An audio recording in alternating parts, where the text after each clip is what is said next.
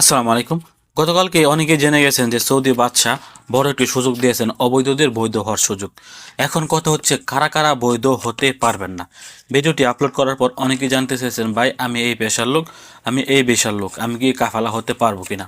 আজকের এই ভিডিওতে জানিয়ে দেবো যাদের কুফিল, যাদেরকে ফাইনাল এক্সিট দিয়েছিল 60 দিন ওভার হয়ে গেছে, আপনারা কি বৈধ হতে পারবেন কিনা, অথবা যাদের পাসপোর্ট নাম্বারের উপরে হুরুপ আছে, অথবা যারা হাউস ড্রাইভার, খাদ্দামা, আমেল মঞ্জিল, আমেল মাজরা, আমেল তাব্বাক বর্ডার নাম্বারের উপরে হুরুপ খেয়েছেন, তারা কি বৈধ হতে পারবেন কিনা, এবং বৈধ হতে গেলে কি আপনার আগের কুফিল লাগবে কিনা, বা আগের কুফিল ছাড়াই কি আপনি কাফালা হতে পারবেন কিনা বিস্তারিত জানিয়ে দেওয়ার চেষ্টা করব। যাদেরকে সৌদি সরকার এই সুযোগটি দিয়েছেন সবার মোবাইলের মধ্যে কিন্তু মেসেজ আসছে, যার মোবাইলের মধ্যে মেসেজ আসছে সে কিন্তু কাফালা হতে পারবে।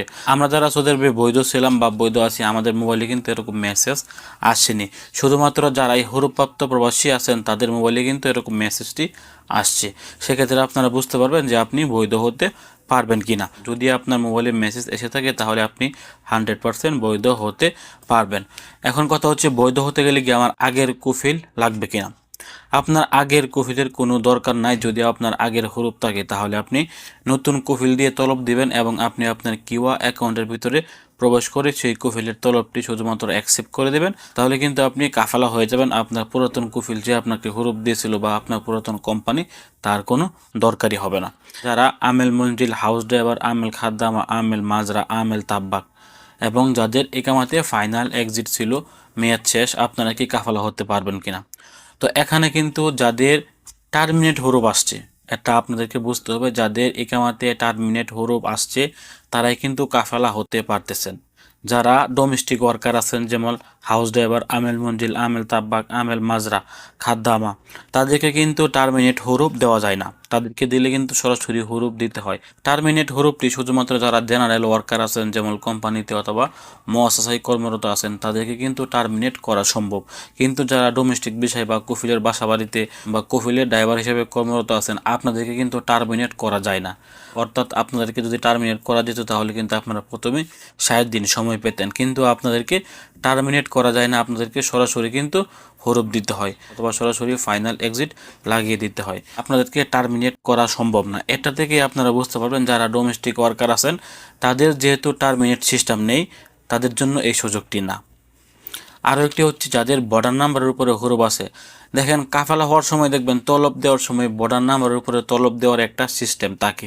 যাদের বর্ডার নাম্বারের উপরে হরুপ আছে, যদি আপনার কাছে ভালো কোনো সৌদি থাকে এবং আপনি যদি কিওয়া অ্যাকাউন্ট খুলতে পারেন, তাহলে আপনি নতুন একটি সৌদি দিয়ে আপনি আপনার বর্ডার নাম্বারের উপরে তলব পাঠাবেন। যদি তলব পাঠায় এবং আপনি যদি কিওয়া অ্যাকাউন্ট খুলতে সক্ষম হন, তাহলে কিন্তু আপনি কিওয়া থেকে এই তলবটি অ্যাকসেপ্ট করতে পারবেন। শুধুমাত্র যাদের বর্ডার নাম্বারের উপরে হরুপ দেওয়া আছে।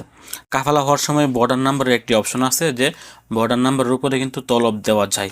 এটা যারা মক্তবে কাজ করে তারাই কিন্তু বলতে পারে। যদি আপনার কিওয়া অ্যাকাউন্ট কোনোভাবে খুলতে পারেন তাহলে আপনার নতুন কুফিলের তলব আসলে আপনি কিন্তু অ্যাকসেপ্ট করতে পারবেন।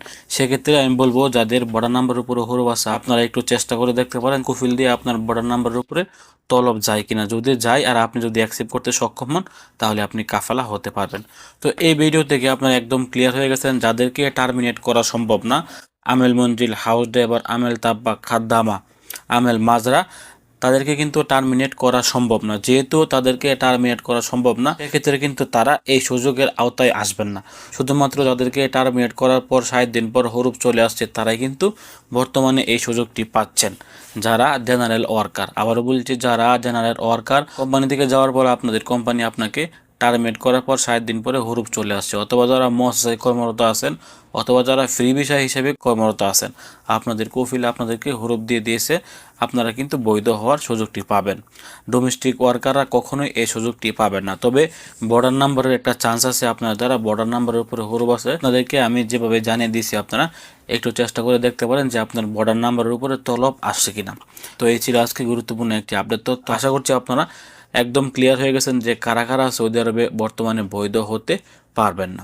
ভালো থাকুন, সুস্থ থাকুন। সৌদি আরবের সকল আপডেট পেতে দূরপ্রবাসের সঙ্গে থাকুন। আমাদের দূরপ্রবাস নিউজ ইউটিউবে সবসময় সৌদি আরবের সকল আপডেট তথ্য প্রত্যেক দিন আপলোড করে থাকি। সেক্ষেত্রে আপনারা সৌদি আরবের কোনো আপডেট মিস না করতে চাইলে অবশ্যই আমাদের চ্যানেলটি সাবস্ক্রাইব করে রাখতে পারেন। আসসালামু আলাইকুম।